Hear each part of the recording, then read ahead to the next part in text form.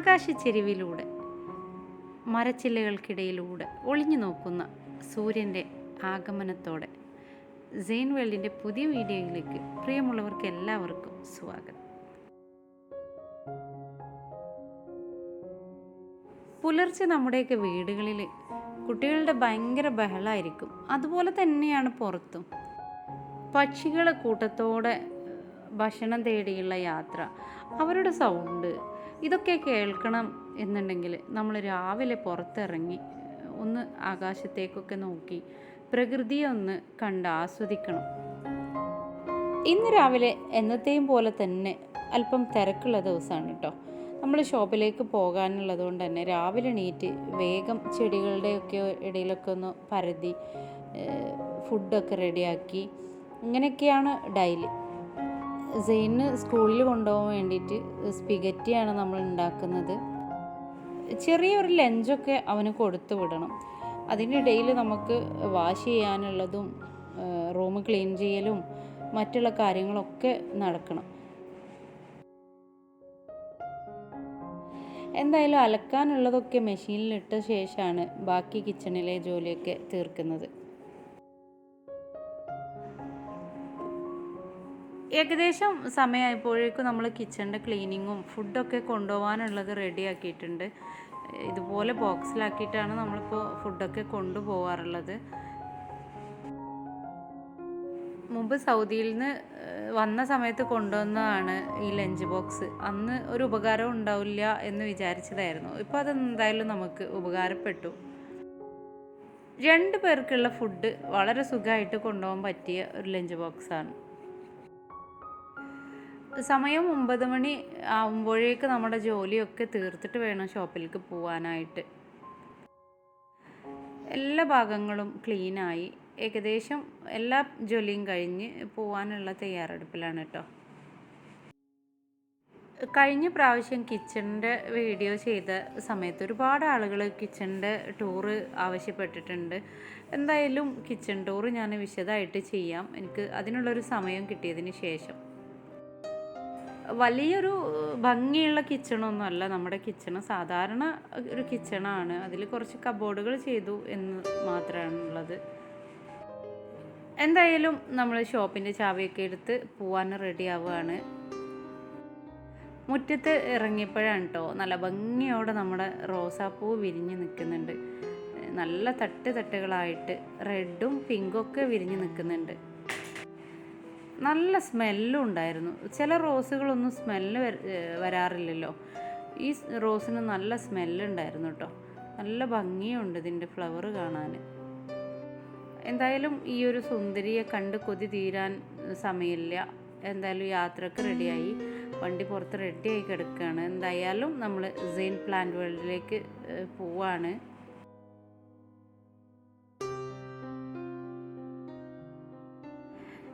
അങ്ങനെ നമ്മൾ ഷോപ്പിലെത്തിയിട്ടുണ്ട് കേട്ടോ. വലിയ ദൂരമൊന്നുമില്ല നമ്മളെ വീടും ഷോപ്പും തമ്മിൽ. അതുകൊണ്ട് തന്നെ വളരെ പെട്ടെന്ന് നമുക്ക് ഷോപ്പിലെത്താൻ കഴിയും.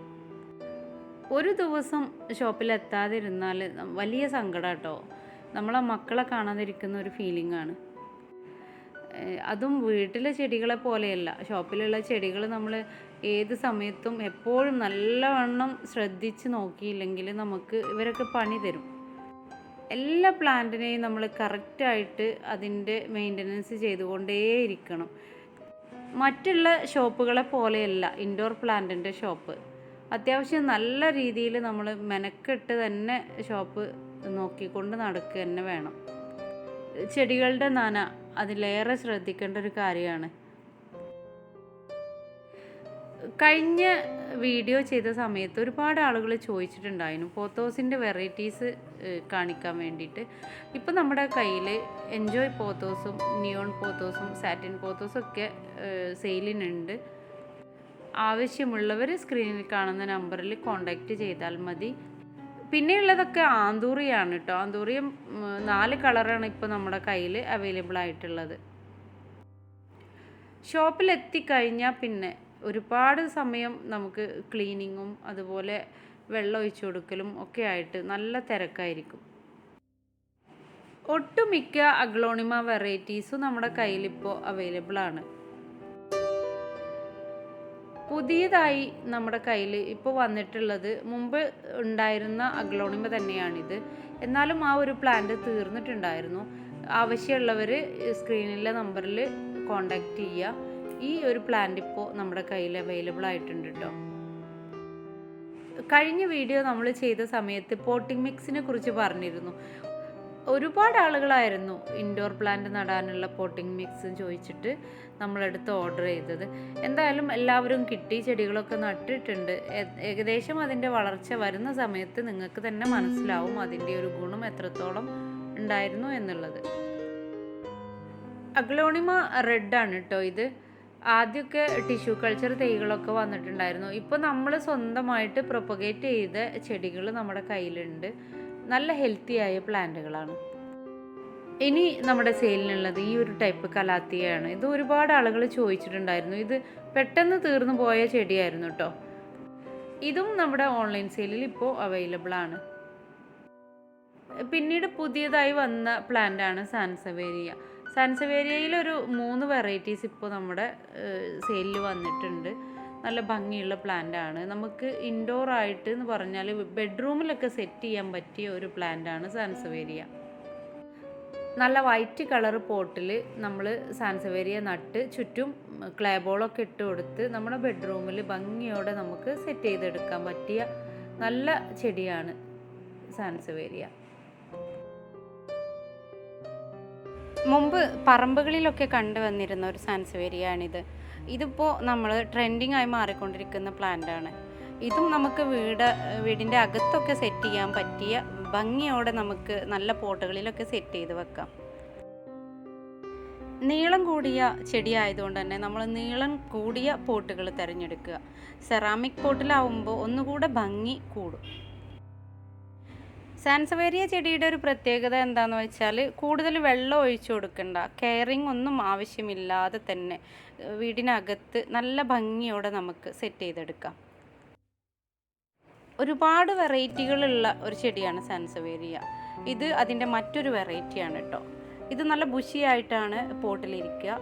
ഇതുപോലെ വിടർന്ന് പോട്ട് നിറയെ തിങ്ങി വളരുന്നൊരു ചെടി തന്നെയാണ് ഇതും. ജോലി ചെയ്യുന്ന ആളുകൾക്കൊക്കെ വളർത്താൻ പറ്റിയ ഒരു ചെടി കൂടിയാണ് സാൻസവേരിയ. ആഴ്ചയിൽ ഒരു ദിവസം മാത്രം വെള്ളം ഒഴിച്ചു കൊടുത്താൽ മതി. ഇനി അതുമല്ല നമ്മൾ മറന്നുപോയി എന്ന് വെച്ച് പ്രത്യേക കുഴപ്പങ്ങളൊന്നും ഇല്ലാതെ തന്നെ നല്ല ഹെൽത്തി ആയിട്ട് വളരുന്ന ചെടിയാണ്. ഇനി മറ്റൊരു വെറൈറ്റിയാണ് കേട്ടോ ഇത് നല്ല ഭംഗിയുള്ളൊരു ചെടിയാണ്. ഇതിൻ്റെ ലീഫുകൾക്കുള്ള ഈ ഒരു ചുരുളി വരലാണ് ഇതിനൊരു പ്രത്യേകത. നല്ല ഭംഗിയോടെ തന്നെ ഇതും നമുക്ക് വീടിൻ്റെ അകത്തൊക്കെ സെറ്റ് ചെയ്യാൻ പറ്റിയ നല്ലൊരു പ്ലാന്റാണ്. ഇനി ആരും വലിയ ശ്രദ്ധ കൊടുക്കാത്ത നല്ല മനോഹരമായൊരു പ്ലാന്റാണ് സിങ്കോണിയം.